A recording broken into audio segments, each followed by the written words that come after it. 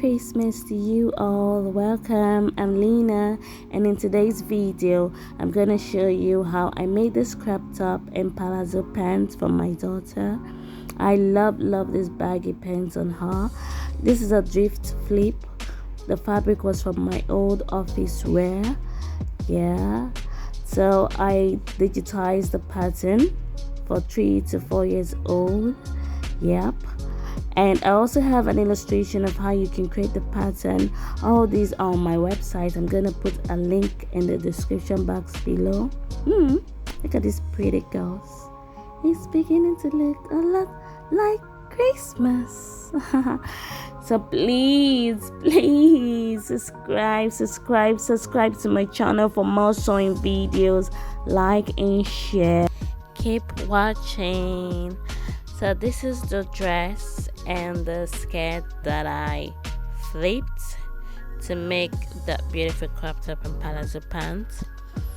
Okay, yeah, my son cut out some parts to make a face mask. I also use another flip fabric as to supplement this fabric because it has the same color as the main fabric.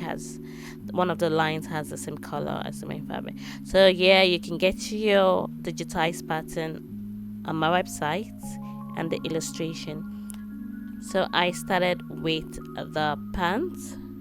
First things first was to sew the crotches together, the back crotches together, and the front crotches together.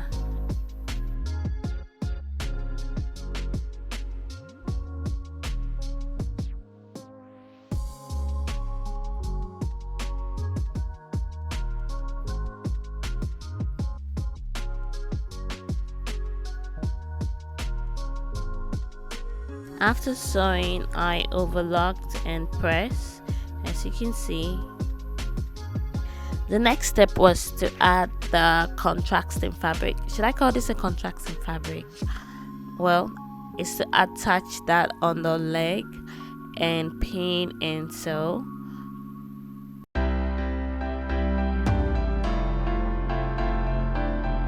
Ensure that they are aligned, like both the front and the back piece together, and ensure that they are aligned.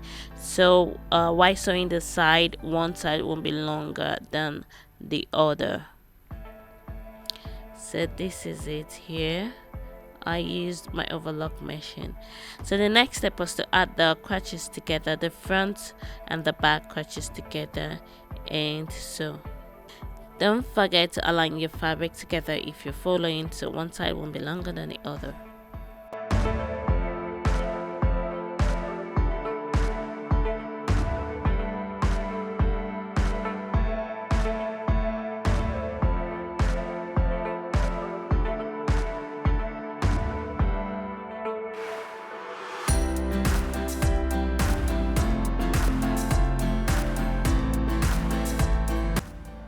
Step for me was to sew the sides, so I just aligned them, as you can see, and I used my overlock machine to overlock it first before sewing.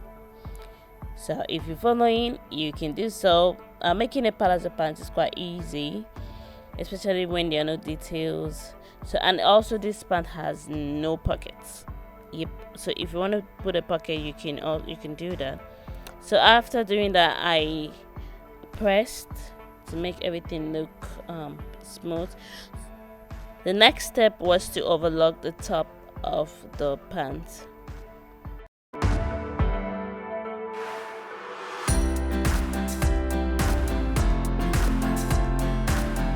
So after doing that, I bought the elastic. The elastic for the 3 to 4 years old is 20 inches without stretching, relaxed measure, and 20 inches. So I added 1 inch to it for the sewing allowance. So what I did was to create the so I just did this, as you can see.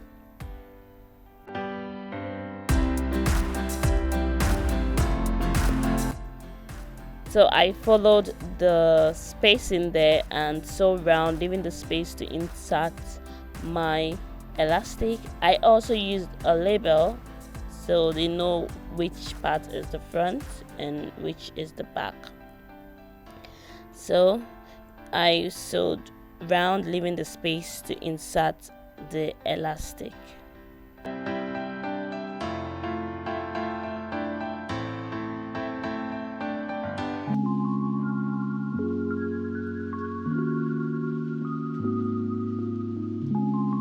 So the next step was to insert the elastic. Well, don't torture yourself. Use a bigger safety pin. Just use a bigger safety pin. That pin really did not work. I made it work though, but yeah, it was stressful trying to pass it all the way around. So use a bigger safety pin.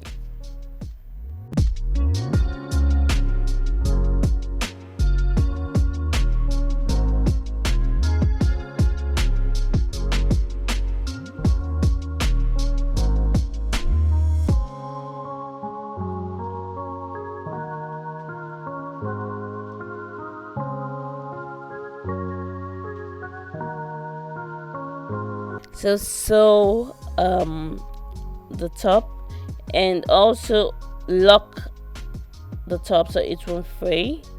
Or I don't know if you can bond that part so it won't fray. So the next step was to sew the space close, just like so. Next step was to hem the legs, and that is it for the pants.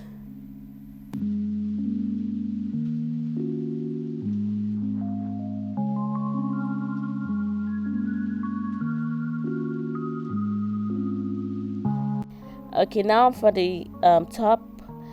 The first step for the top is to run a basting stitch at the top of the sleeve and gather that to be the same measurement as the top sleeve, if you get what I mean. So I did so. I dragged up to the measurement of the sleeve and attach and sew.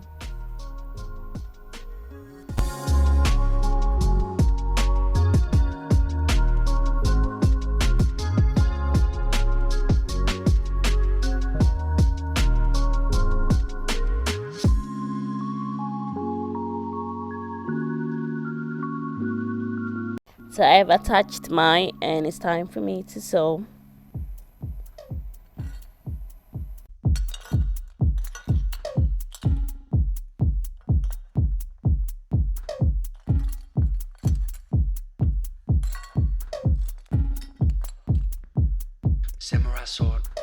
So the next thing I did was to attach the top, the shoulder, all the way to the sleeve and the sides. So I pinned, aligned, and sew the top, the shoulder to the sleeve and the sleeve to the side down. You can see we're almost done.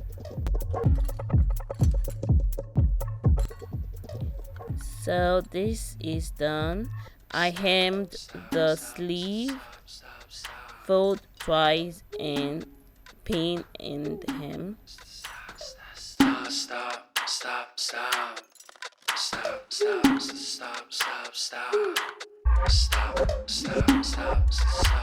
So the next step is to insert the elastic. So like what we did for the pants, you just create a space to insert your elastic and you insert the elastic at the same size as the child's waist. So the next step also was to hem the bottom of the top. So you fold twice and you run stitches round the top and you iron. So now is the neck. I did a facing for the neck opening for the button hook and the button. So I just pinned the align that and pin that and sew.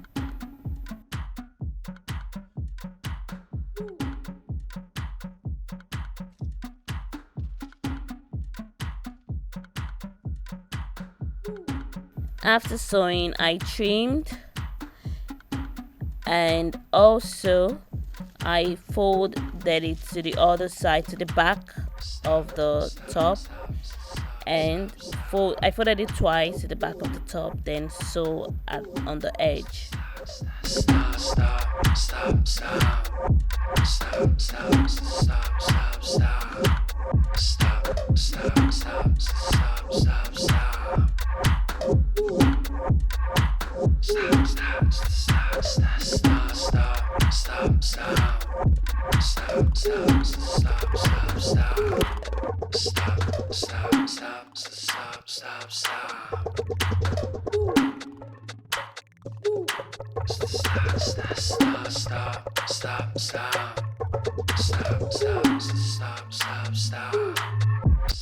The next step is to cut a strip of fabric as if you're cutting for the bias, and you fold it like you fold in a bias, and you cover the neck of the top just like so. You pin round and you sew on the edge. So make sure while pinning, the back is longer than the front, that the bias, the back is longer than the front. So if you're sewing on the edge, you are also sewing holding the back of the bias.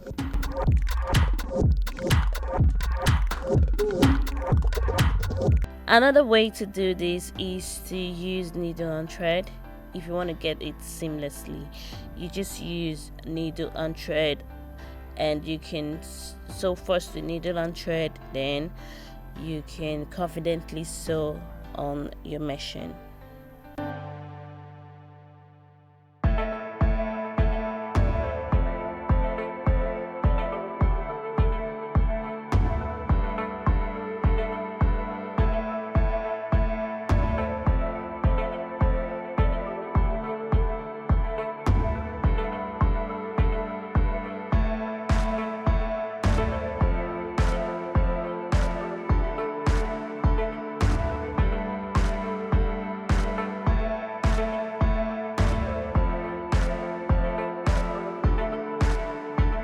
After all this, if you didn't get the edge, it's all good, you'll get it next time, or you can just use your reaper, whip it and sew again.